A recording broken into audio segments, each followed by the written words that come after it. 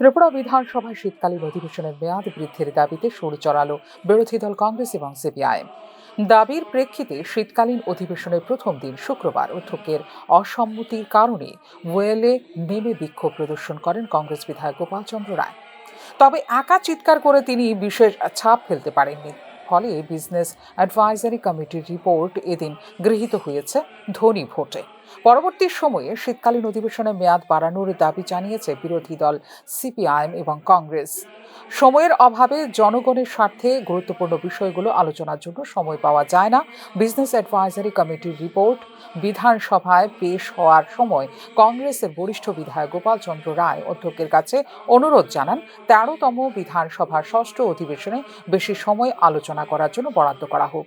বর্তমান অধিবেশনে অন্তত ২টি অতিরিক্ত দিন যোগ করার আবেদন জানান কংগ্রেস বিধায়ক, তবে তার অনুরোধ গ্রহণ করেনি সরকার পক্ষ। এই অধিবেশন সংক্ষিপ্ত রাখা হয়েছে কারণ বিএসসির বৈঠকে সমস্ত দলের প্রতিনিধিরা একমত হয়েছিলেন বাজেট অধিবেশন দীর্ঘ হবে, কারণ মার্চে রাজ্যপালের ভাষণ এবং বাজেট একসাথে হলে আলোচনার জন্য বিশেষ সময় পাওয়া সম্ভব ছিল না। তাই এখনই অধিবেশনের ডাকা হয়েছে বলে জানিয়েছে সরকার পক্ষ। বাজেট অধিবেশনের সমস্ত বিভাগের বিষয়ে আলোচনার জন্য যথেষ্ট সময় রাখা হবে বলে দাবি করে সরকার পক্ষ। যদি সদস্যদের সমস্ত বিভাগের বিষয়ে আলোচনা করার সুযোগ না দেওয়া হয় তাহলে সরকার নিজেই তার বিষয়গুলি তুলে ধরার সুযোগ হারাবে বলে যা উল্লেখ করেন বিরোধী দলের সদস্যরা। লোকসভা স্পিকার এবং রাজ্যসভার চেয়ারম্যান বার্ষিক মিটিংয়ে ছোট রাজ্যগুলির জন্য বিধানসভা অধিবেশন দীর্ঘ হওয়া উচিত বলে সুপারিশ করেছেন। ত্রিপুরার মতো রাজ্যগুলিতে কমপক্ষে ৬০ দিনের অধিবেশন অনুষ্ঠিত হওয়া উচিত বলে উল্লেখ করে বিরোধী দল। ত্রিপুরার ইতিহাসে প্রথমবারের মতো গত বছর মাত্র ৩ দিনের বাজেট অধিবেশন অনুষ্ঠিত হয়েছিল। ত্রিপুরা বিধানসভার ইতিহাসে এমন কোনো নজির ছিল না যেমনটা গত বাজেট অধিবেশনে ঘটেছিল।